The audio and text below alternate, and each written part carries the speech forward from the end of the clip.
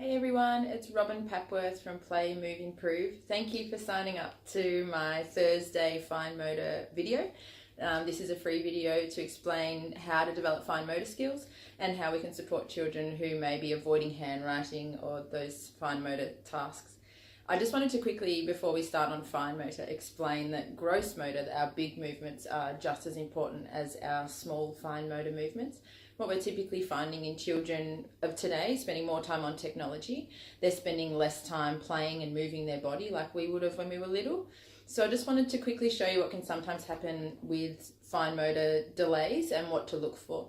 So when we have a child who's typically come to the table to do a fine motor activity, things that we want to look for is whether first off they have a great foundation. Now this table is a kid's table, so it's not the right height for me.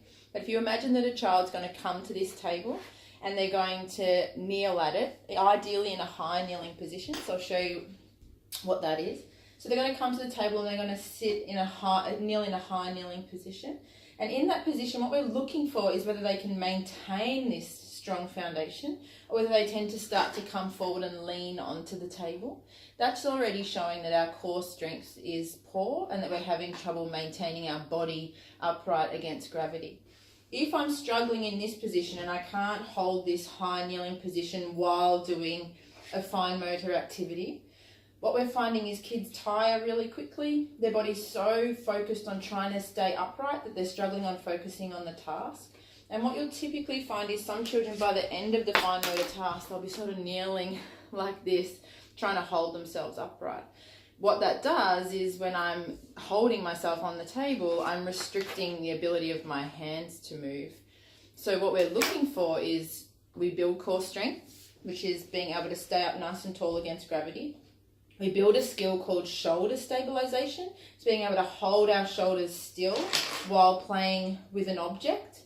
And then we build up the skill of wrist extension. So being able to hold a pen with our wrist tight without coming into this sort of curved position, but our wrist is nice and straight, and that's called wrist extension.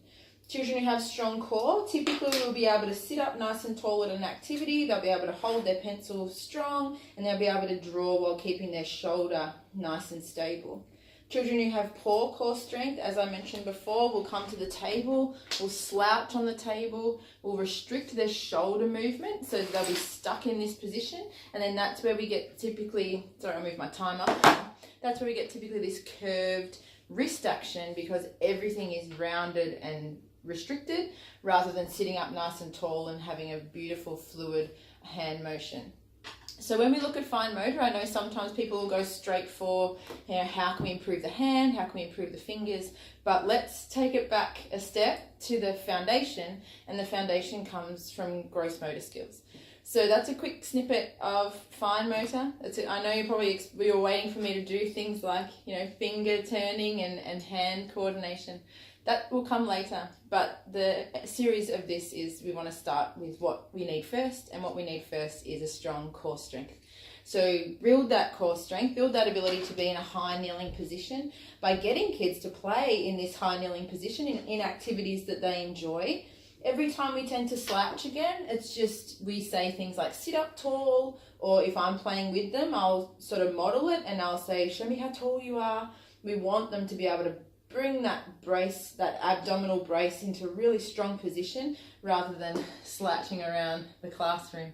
Any questions, feel free to come and visit me at Play, Move, Improve. Always happy to answer any of the questions that you have. And we'll come back again for some more fine motor fun, but let's start with getting that core strength right first. Thank you so much for tuning in, and I look forward to hearing from you on my page, Play, Move, Improve. See you later.